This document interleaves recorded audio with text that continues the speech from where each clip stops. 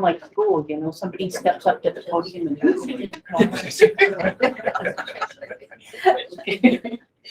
Except for the kids in the back. except for the kids. Exactly. Thank you for coming this evening to our program, and thank you for your continued support of the Wyoming State Archives Speaker Series. I'm Robin Everett. I work for the State Archives, and we have Susie Taylor over here doing our technical support and online moderator for tonight's program. October is cool because it's National Archives Month, and it also is Hispanic Heritage Month until the 15th. Before I introduce our speakers, I have some housekeeping items to take care of. Please be certain to sign in. If you didn't sign in, please do so before you leave. There's a sign-in sheet out in the front. Take a moment, silence your cell phones. Restrooms are in the lobby back by the elevators. Also be certain to check out the displays. The ladies brought some beautiful stuff for display that they have out right outside the window here. And then the museum has their display across the way. We also have remote viewers online for this program this evening. For everyone online and in person, we'll have questions at the end of the program. For our viewers online, your mics and video will be turned off during the presentation, but they will be able to turn them on during questions. You should raise your hands, use the raise your hand icon at the bottom of the screen, and the moderator will call on you. Or if you prefer not to appear in the recording, if they ask your question in the chat, it will be read by the moderator. Okay. So to celebrate Hispanic Heritage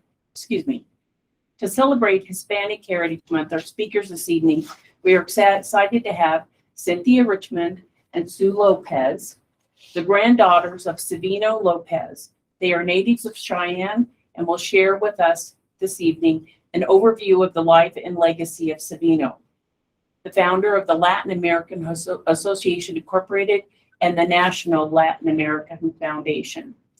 They will share with us Savino's journey to Cheyenne, his vision and mission to promote civil rights and equality for Latin Americans, and reflections on his life as a husband, father, and grandfather. Cynthia, in the red, graduated from Cheyenne Central High School. She spent her career with Mountain Bell and AT&T in Denver and Utah, moving up in the company through equipment engineering, dial assignment, and service advisor.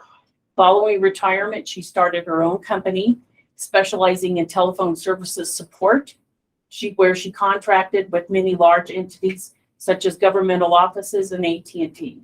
Today, she's retired, married, volunteers, and works uncharacteristic jobs of her choice. Sue has a bachelor's degree in English journalism from the University of Wyoming. For 12 years, Sue taught English and journalism at Cheyenne Central High School, followed by 19 years teaching English at Cheyenne East. God bless you. During her tenure, Sue developed as well as taught the curriculum of multicultural literature, initially an English elective, but later earning a senior English status. She was recognized by the University of Wyoming's Honors Program in 2000, and in 2002, she was named Hispanic Organization for Progress in Education Teacher of the Year and recognized by the Laramie County School District for her achievement. Sue now is retired and lives with her family in northern Colorado. And I'll turn it over to you, ladies. Thank you very much for being.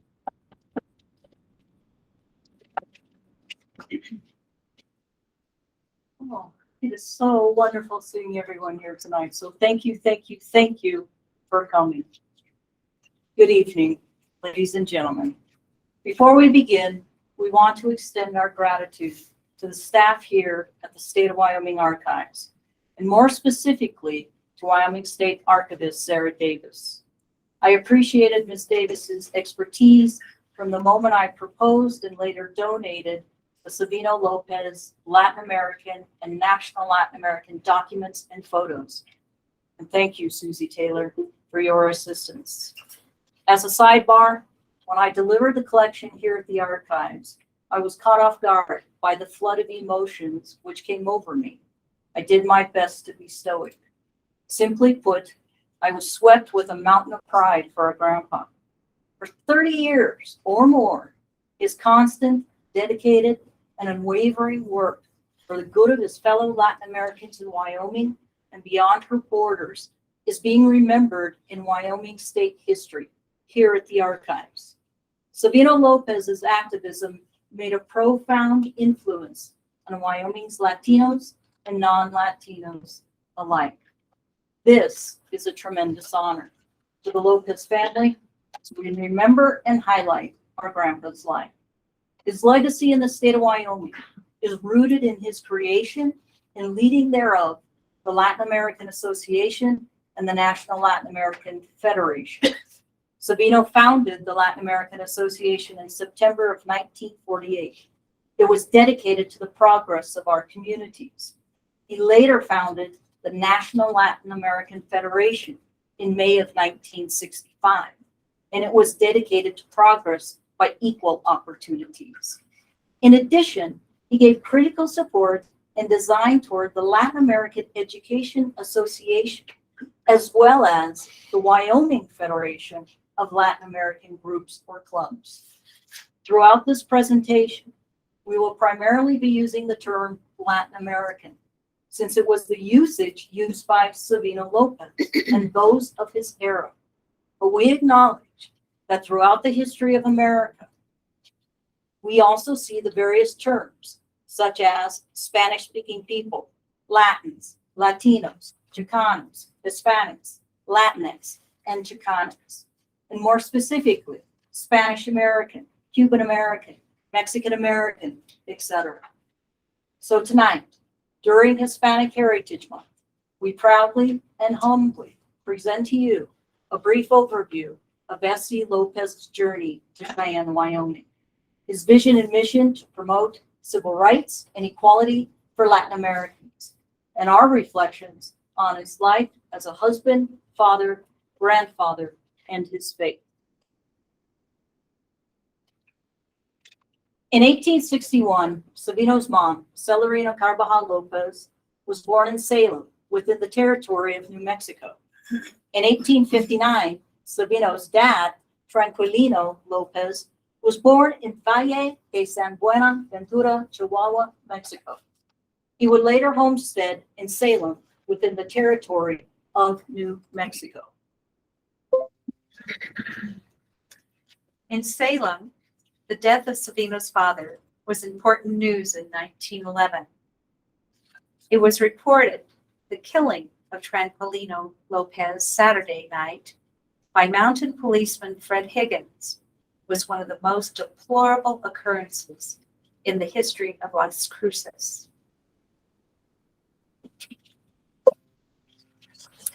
Between 1916 and 1920, following the deaths of Savino's parents, Savino and his wife, Estanislada, along with his two older brothers, Florencio and Felipe, farmed their father's irrigated homestead in Salem, New Mexico.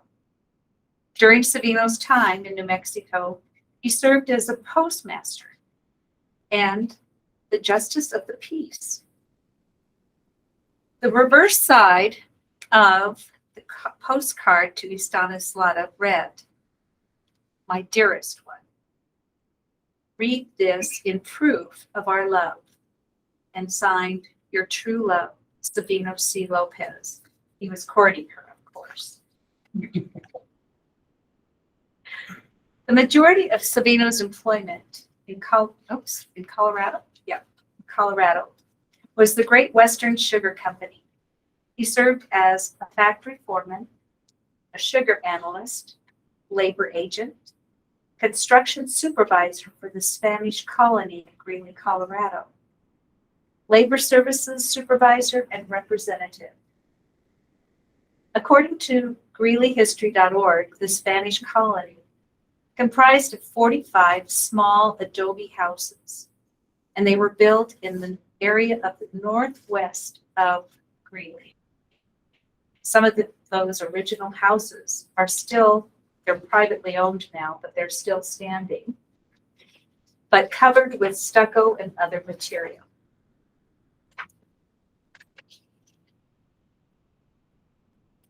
Within a 2-year span, Stanislava and Savino would experience 2 great losses: the tragic deaths of 2 of their sons, George, age 1 year and 9 months, and William, age 9.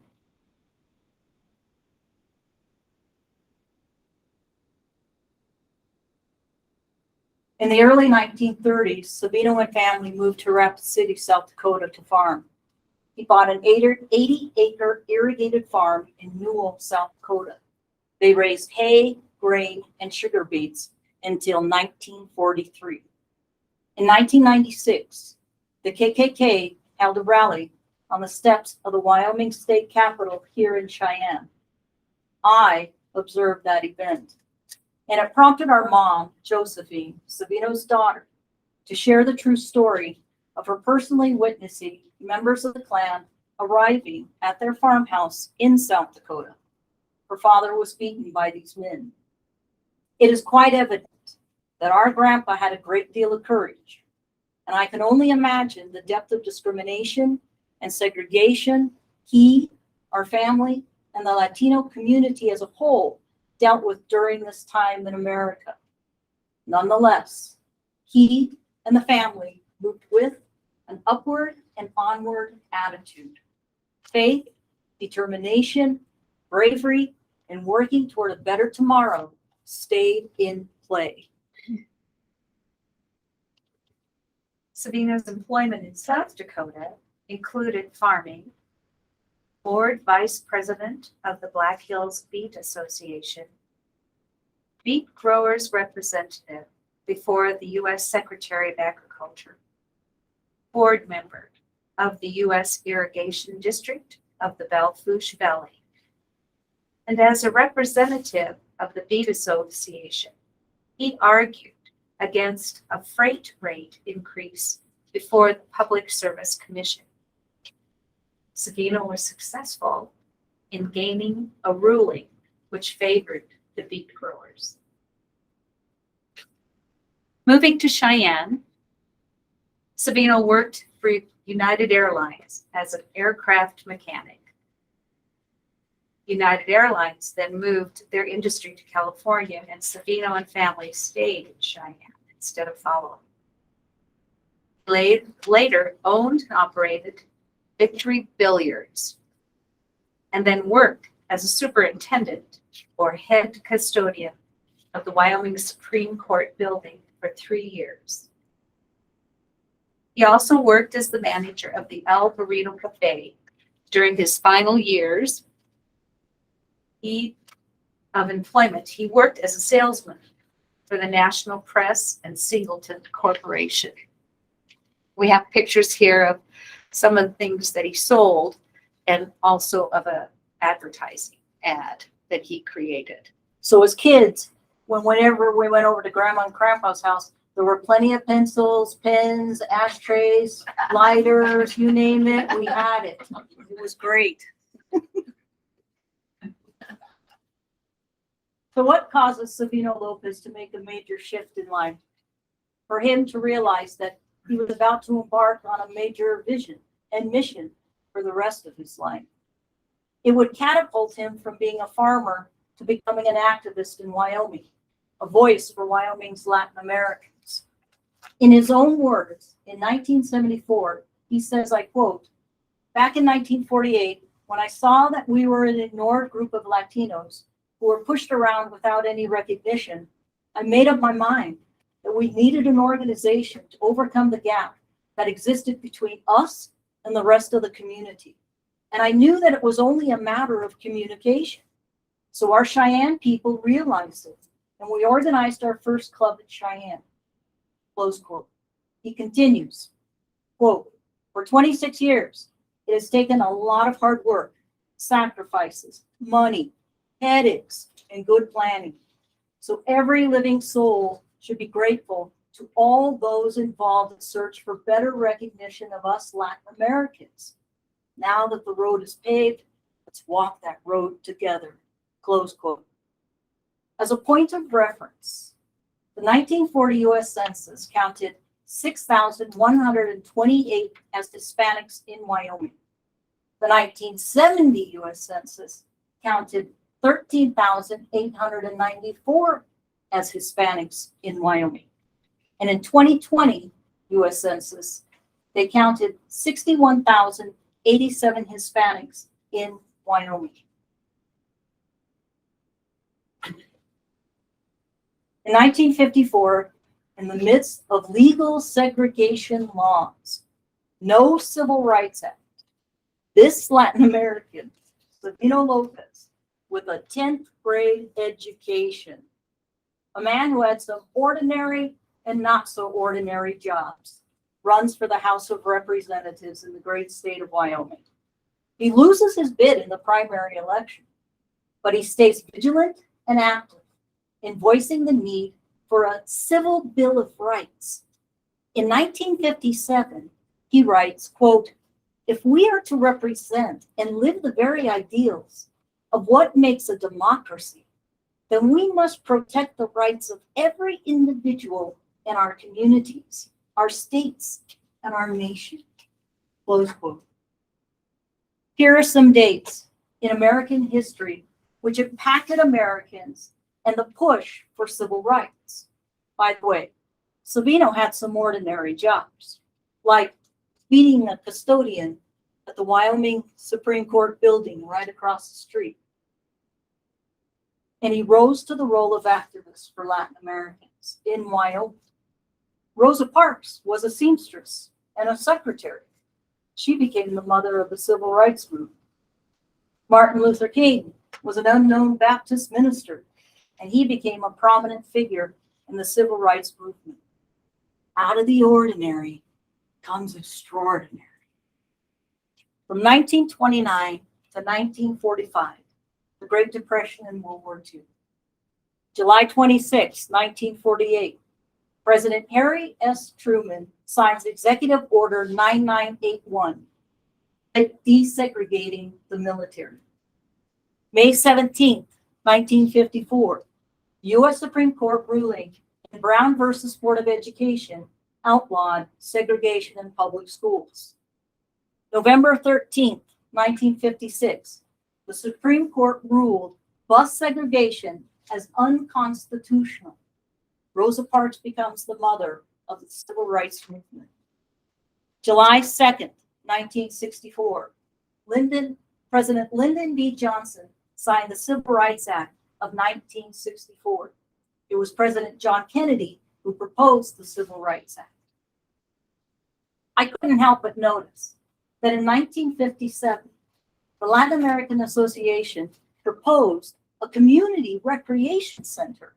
The design included a rec room, dance hall, dining room, kitchen, sewing room, workshop, stage, library, baseball diamond, tennis court, and basketball court. It's right here. That was their idea for the future. If I am correct, tell me if I'm not, but the city of Cheyenne is still working toward creating a recreation center. Oh my goodness. Oh. The Denver Post runs a story stating Charlotte Rush of the Denver DAR, Daughters of the American Revolution, barring Mexican boys from being flag bearers. She says, quote, "just wouldn't be right," close quote. She states, quote, "only Americans to carry Old Glory," close quote. Yes, Savino Lopez, president of the Latin American Association, replied to Charlotte Rush through the Denver Post and a letter to the editor. Quote, "Needless to say, her un-American statement, together with her unscrupulous philosophy of Americanism, would indeed change the fundamental structure of our democracy," close quote.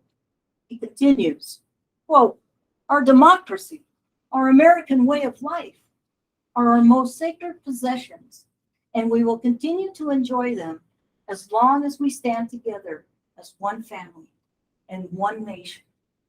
We all have one purpose. United we stand, divided we fall. And so together we salute, we carry, and die for good, for our good American flag. Close quote. As a sidebar, I want you to jump forward to 1977. It was my senior year at St. Mary's High School. It used to be right across the street here. I was awarded the Daughters of the American Revolution Good Citizen Award. And my grandpa was able to see the award, which recognized dependability, service, leadership, and patriotism. Furthermore, my sister Rose and I, we are past Wyoming Girl Scouts. So we're pretty proud of that.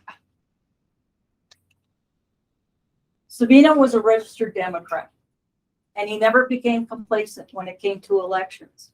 He worked diligently at getting Latinos to register to vote. In 1964, President Lyndon B. Johnson wrote a letter to our grandpa, extending his gratitude for Savino's work in getting out the vote.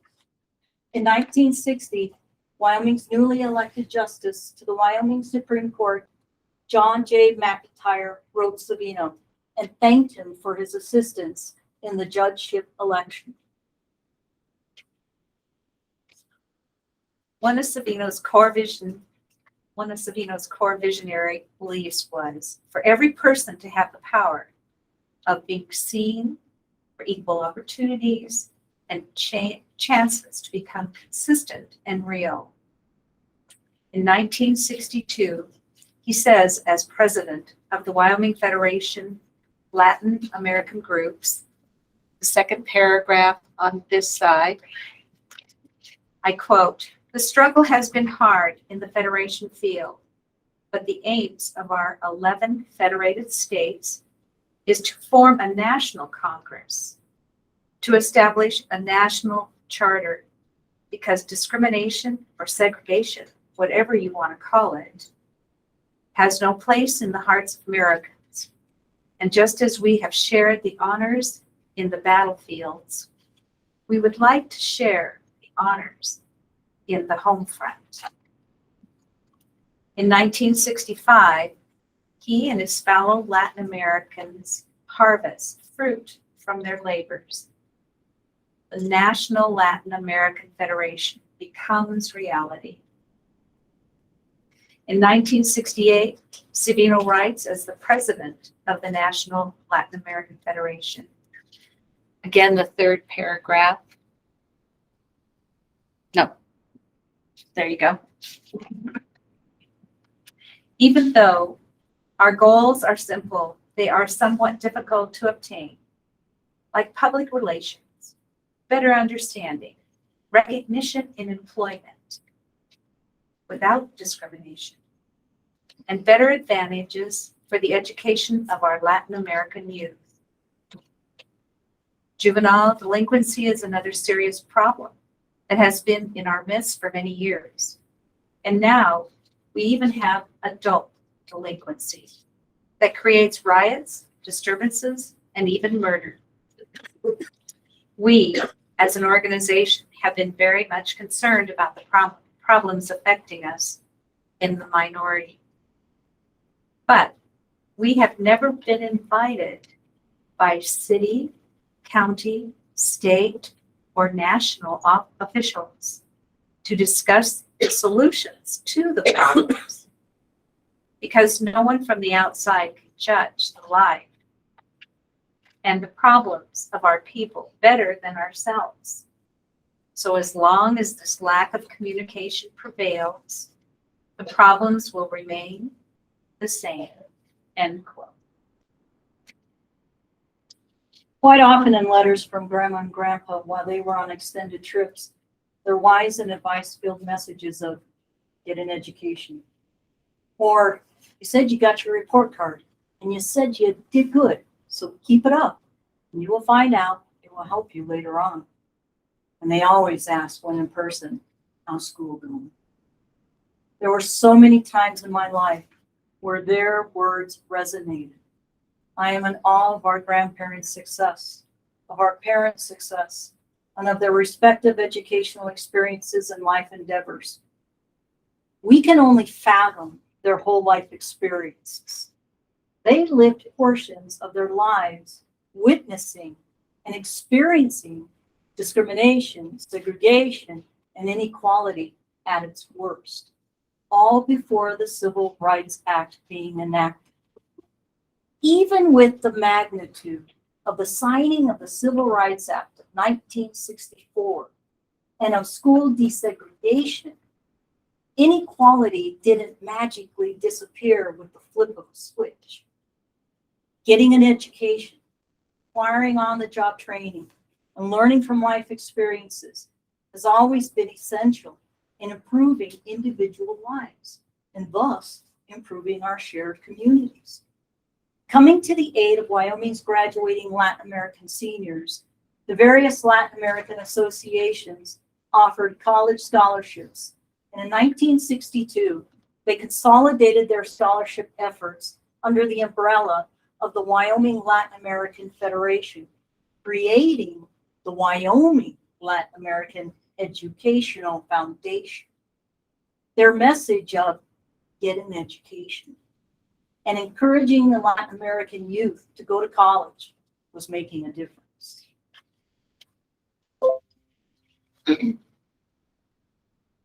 In 1963, F.C. Lopez extends his thoughts as president of the Wyoming Federation of Latin Americans.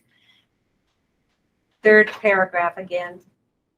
And as we look into the future in search of greater goals, we find ourselves involved in one of the greatest one of them all, the education of our youth.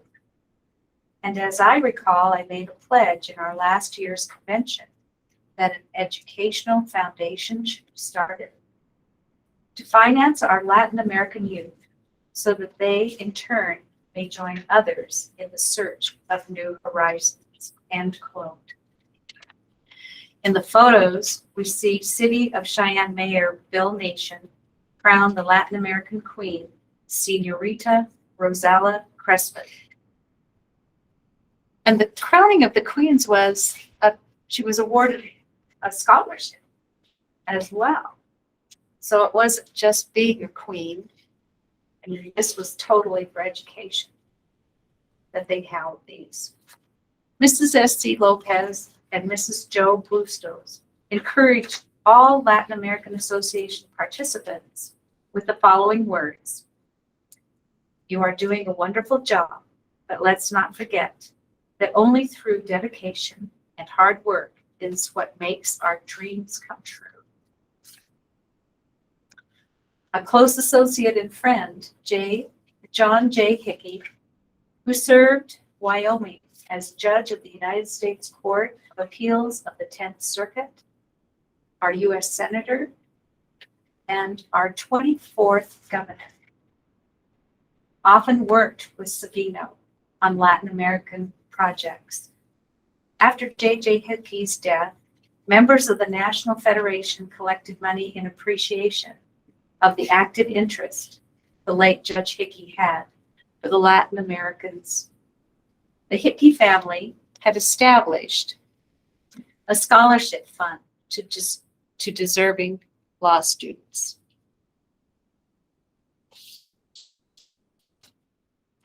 Savino Lopez was able to engage in open dialogue, in consistent dialogue, and in productive dialogue with Democrats and Republicans alike, and with Latin Americans and non-Latin Americans alike. He had a knack for building bridges and finding a commonality to create a stronger city of Cheyenne, a stronger state of Wyoming, and a stronger nation. He believed in the concept of united we stand. In 1962, Wyoming Governor Gage welcomed the Second National Latin American Convention goers with, quote, the work of the Federation can do great good in the building of our democracy and the strengthening of our country, and we all join in wishing you a very successful state convention. Wyoming State Superintendent of Public Instruction, Velma Linford, wrote, the Wyoming Federation of Latin American Groups has great promise, for education and progress. I hope you will join our office in recruiting teachers of Spanish for our schools. Only with your help can Wyoming become a bilingual state. Urge your child to become a teacher. Wyoming's Representative Tino Roncalio, U.S. Representative Tino Roncalio. He was a member of the National Latin American Federation.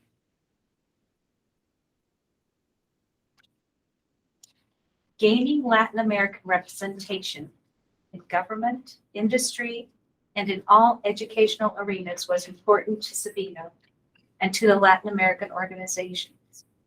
On August 9, 1971, Wyoming Republican Governor Stanley Hathaway was clearly willing to sit down with the National Latin American Federation delegation in the governor's office at the state capitol, and he answered questions posed by the national advisor, Savino Lopez.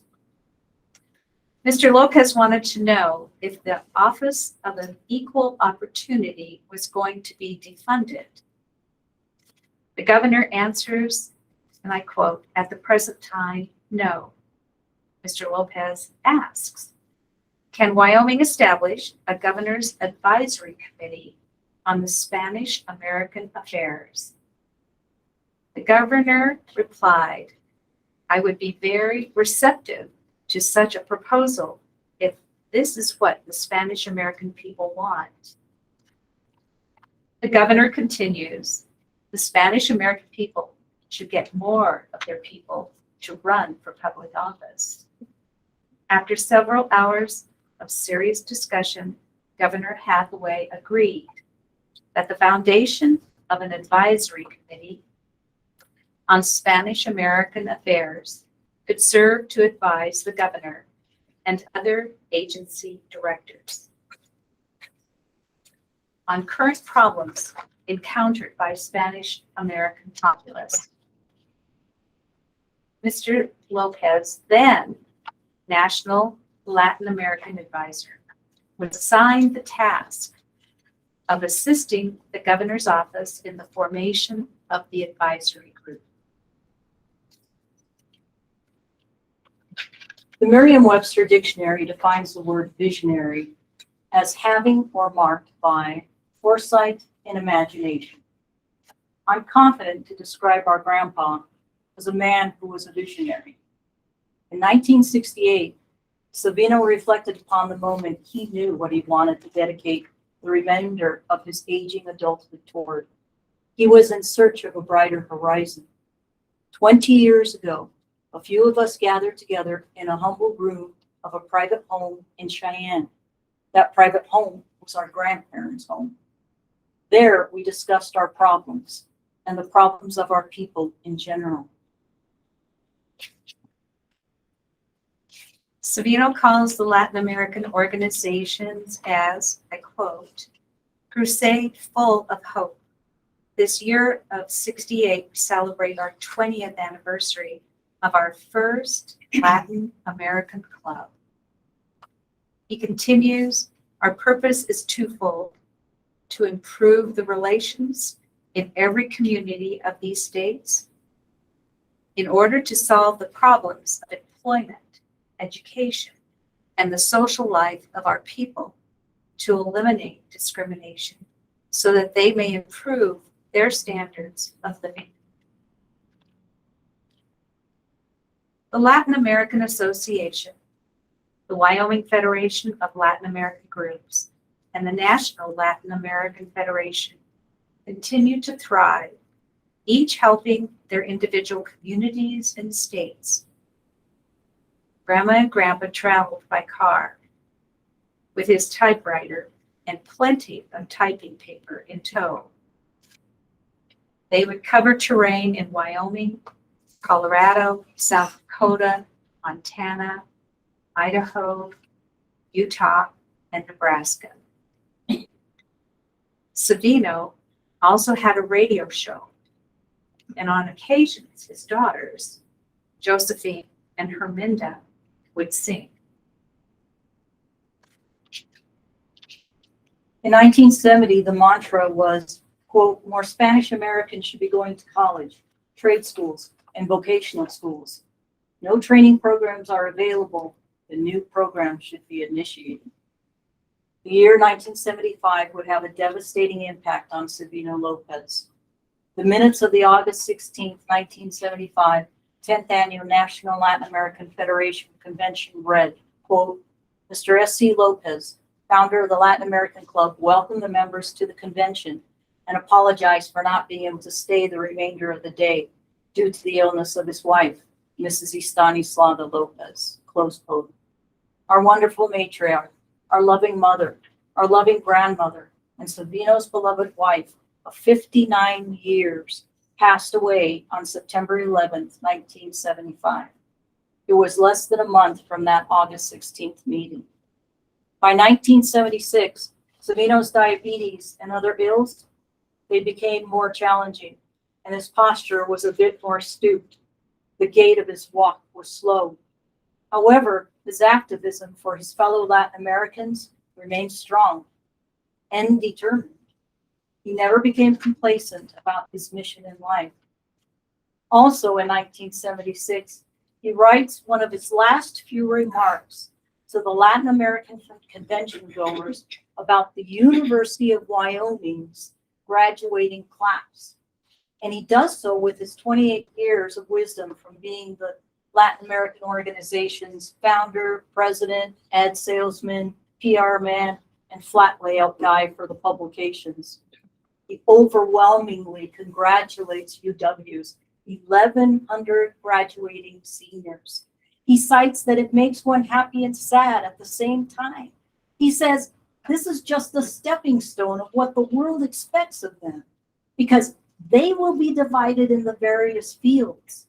Some will be scientists, philosophers, lawyers, doctors, educators, heads of big corporations, ambassadors, and consultants in international affairs. But best of all, some will become leaders of our country to protect and guide the destiny of our beloved America. And God bless them in whatever field they choose.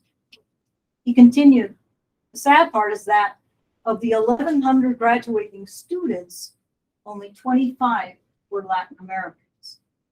This puts the responsibility in the lap of us parents for not encouraging our sons and daughters to complete their education. Today, they have all the advantages in the world. Facilities, scholarships, grants, and loans. So you were very fortunate because in our time, we didn't have those advantages.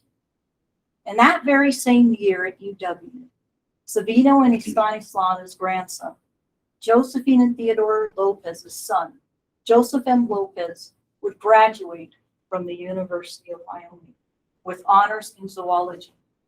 Joseph would go on to receive his medical degree from the University of Colorado in 1980. 6 of the 8 children of Josephine and Theodore would earn college degrees. 4 University of Wyoming grads, 1 CSU grad, and 1 University of North Dakota grad, with 3 obtaining advanced degrees.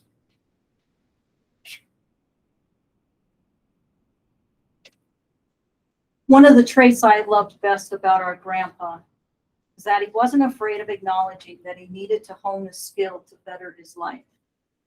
But moreover, he knew the needed skill would benefit the lives of others. On December 29, 1968, Savino wrote his daughter Josephine. He was 70 years old, and he expressed that he needed help, help, help. You see, he was getting set to teach 3rd graders. My guess, the children were Latino descent. And he writes, quote, the time is coming when I have to start teaching nouns, verbs, and so on. And I am completely lost when it comes to that. I have to start teaching all that baloney. I need a pre-primer or any other book or the key to learn things fast. Send it to me.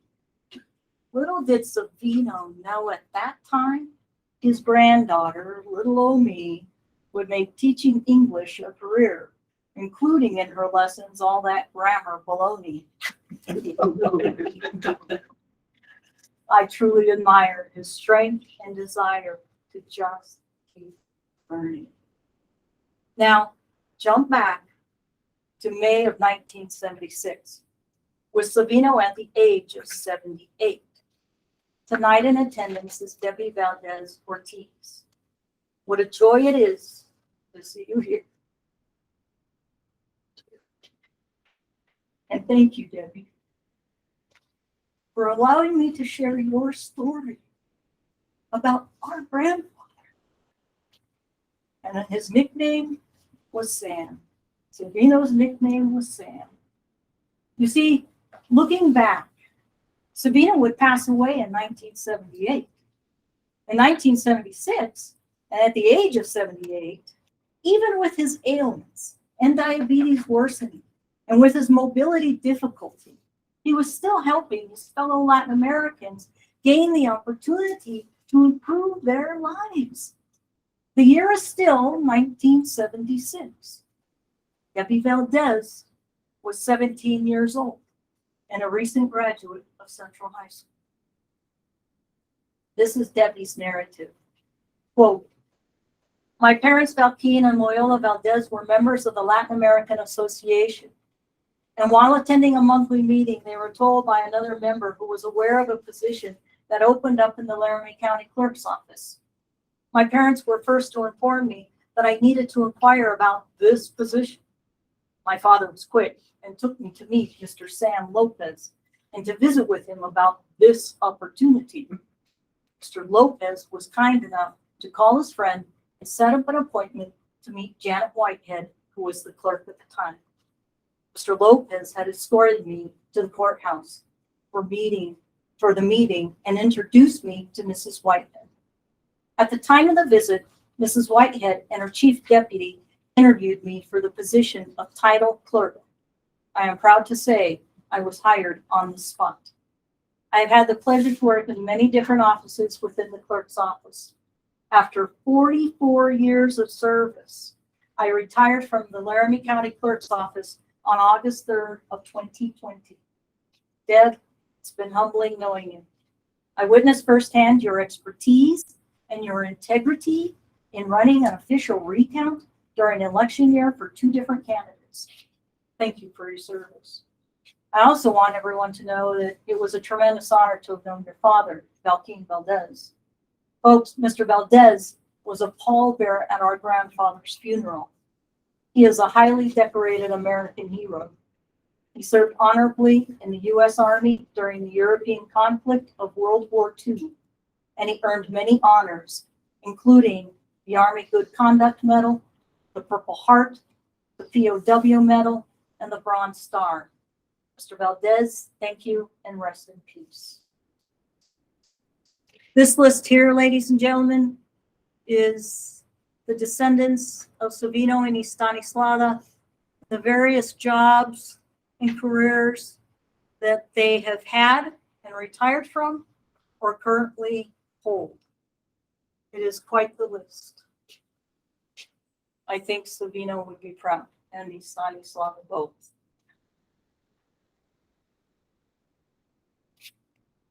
Windsor, Colorado's artist Mark Moody created a piece entitled Building a Bridge. I find it perfectly depicts what Savino Lopez did best. He built many bridges for Wyoming's Latin Americans and non-Latin Americans alike.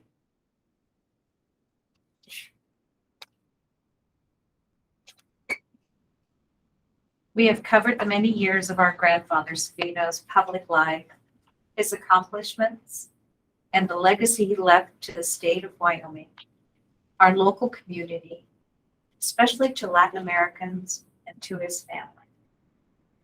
His legacy is primarily a philosophy shown here. Don't let anyone or anything stop you from accomplishing a worthwhile life, and always bring others with you. The good life is for all of God's children. He lived this philosophy publicly and privately, and with his strong faith in God, he overcame hardships and obstacles that could have derailed his goals to make the best of his life while helping others make the best of theirs. We close our presentation by briefly turning to our grandfather's private and interior life as son, brother, husband, father, and grandfather. The most important attribute he possessed and shared with his family and others was his strong belief in and his dependency on God and his faith in Jesus and our Blessed Mother. We rarely ever heard him speak about his faith in God.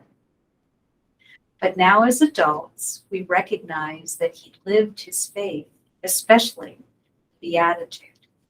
Blessed are they who hunger and thirst for justice, for they shall have their fill.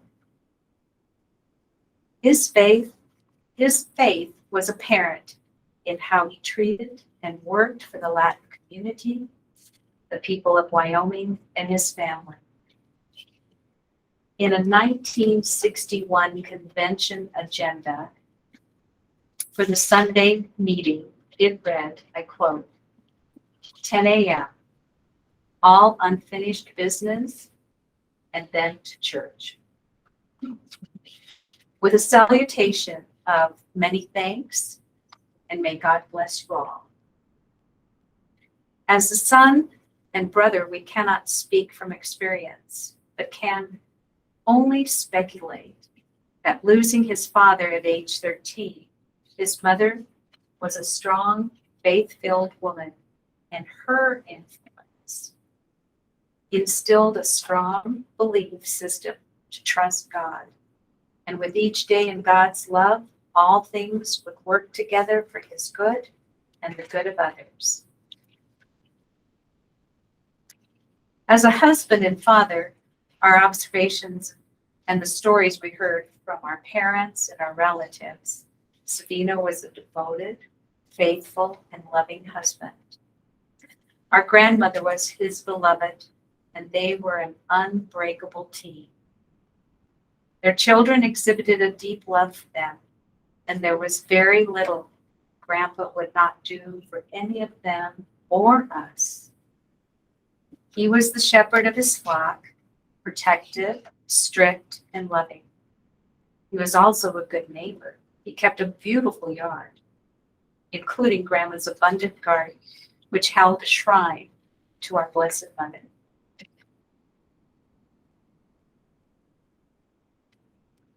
Like all young children, our memories of going to our grandparents' house all centered on fun. Both Grandpa and Grandma made us and everyone who came feel safe and welcomed. When we would stop in on the way home from school, joining our cousins for big family gatherings, and they were pretty darn big. Or playing in the yard and patio around the shrine Grandpa had built for our Blessed Mother in honor of their daughter, Erminda, becoming a Benedictine nun. We knew her as Sister Consuelo. Later in our teens and young adult years, both Grandpa and Grandma quietly give us advice to work and study hard and to be obedient to our parents. Letter writing was Savino's foremost form of communication, both publicly and privately. He was a prolific letter writer. We found him at the dining room table, typing away on his portable typewriter or handwriting a letter or speech. When we were away from home, both Grandma and Grandpa would always write letters to us. They were always encouraging, and a lot of times just talking about mundane things that were happening during the day, just kind of giving us a picture of what they were living. I'll finish by saying our Grandpa Savino, heard God's call in both his private and public life, leaving his community and his family with a legacy all of us can look to and aspire toward. It's about working selflessly with the same intent to be people of God, good citizens, and good neighbors who work to improve the lives of others as well as ourselves. We want to give a quick shout out to our cousin Kathy Vaughn, who died in 2015. She was the daughter of Savino's son, Robert. It was through her efforts and her hard work that we have information we shared with you on Savino's early life now. Susanna and I thank you all for coming and allowing us to share a snapshot of Savino C. Lopez, our grandfather and a good friend of Wyoming. And many thanks, and may God bless you all.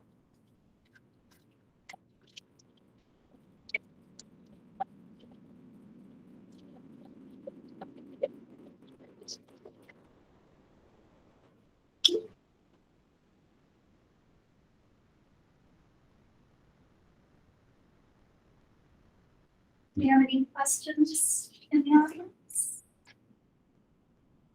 Do we have any questions? I have one. What was the biggest surprise that you have found when you were putting together your presentation and going through all the papers?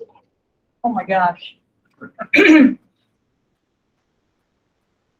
Biggest surprise. You know, living in the current world of very quick, instant technology, spreading the word to gather people quickly at a location, organizing, communicating. It amazes me. I am in awe of the fact that during his time, everything was handwritten letters, typed letters, called people on the telephone. We're not talking cell phones. We're talking the phones that are hanging on your kitchen wall with a big old long cord. You know, it was seeing people person to person, face to face, having real deal meetings, not sending memos in the various departments to one another and trying to exchange ideas and then having the meeting that way. Everything was very, very personal. And then when he traveled, oh my gosh, it was pack the car and you're gone for months. I hated it. I hated it when they traveled for long periods of time because I missed them. And I missed going to their house and I missed grandma's cooking and I missed all of it. And so his work was, I mean, it took away from family in a sense, although I never felt, and I know we never felt left out. We never felt like, you know, family wasn't important. It was just, you knew that grandpa was working. You knew that grandma was going with him and you accepted it. It was the way it was. So really his organization skills, his ability with a 10th grade English or total education level, and to do everything that he did, a 10th grade level. And I think even my own teaching career, wow, are you kidding me? This man just kept moving and climbing, and he really did it for other people. He was humble when he was at home. When we would see grandpa not working on all of this stuff, the dining room table would be covered with stuff, and grandma would be like, clear your stuff, we gotta eat dinner. And she would be busily cooking with mom and sister and the rest of us, and the little kids would be running everywhere. So little kids would be running, and so she would like, clear that stuff out of here. She was the ruler of the household. Get it out of here. So we'd move everything out of the way, and then we would set the table. We'd all eat. And after we ate and cleared the table, there's grandpa's stuff right back on that table. Because he was getting back to work right after dinner. It's just the way it was. And it just, it does. That Yeah. like, you know, the tools that he had to work with at the time, it just really, it amazes me. I don't know, and I know I couldn't have done it. You know, without the technology we have today, I don't think I could have done it at all. What surprised me the most is how he did so many things simultaneously. You know, working as a custodian, then developing Federation, and doing just all these things simultaneously. He had a lot of balls in the air when he was young. So, And I think the descendants have carried on with that. And know how to multitask, they're always busy. Yes, always a job to do, absolutely. Sue, Yes, he had a question. Okay. It sounds like he's very devout Catholic. he was. And my question is, did the Catholic Church work with him towards his goals? Well, I mean, the priest or the bishop or Tom, that's a the great, nuns? that's a great question. I mean, that we don't know. I was just, you know, I was 19 years old when Grandpa died, 1978. As a little girl, you know, I remember clergy being at the house. I remember masses being said in the backyard of the shrine. I remember there was always that mass and then a big dinner and the priest would stay. Same with my mom and dad's house, you know, there was someone who was always there. So it's only a conjecture that they were supportive. I do know that in one of those slides where there are the handwritten notes, on one of those notes, he puts down on a line by itself, he goes, contact the priest. It's like, okay, we need somebody to give the prayer during the convention and that sort of thing. So I can infer that yes, the church was working hand in hand to a degree, I suppose. They didn't take center stage, but because I think Grandpa, you know, he's like, kind of, yeah, keep you guys over here, and then we'll take care of the rest of this. But we need to bless the food, and now let's eat. Right, that kind of thing. Exactly. Any other questions that you might have about this man? Deb, I have a question for you. When you went to apply for that job and you met Mr. Sam Lopez, describe for us your meeting of Sam Lopez.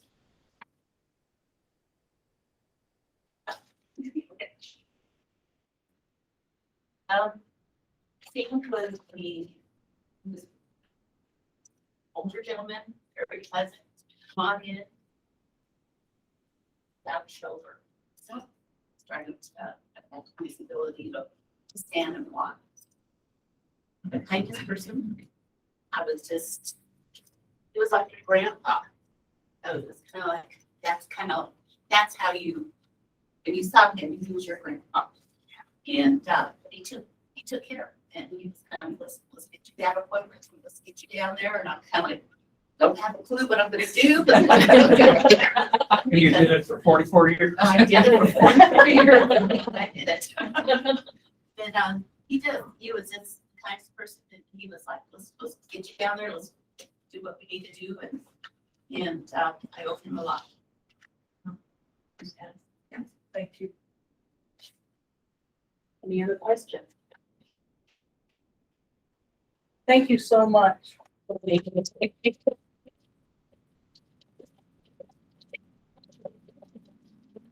you. Truly, thank you. Thank you. Just a reminder, real quickly, if you haven't signed in, please be sure to sign in as you go out and check out the displays out in the lobby.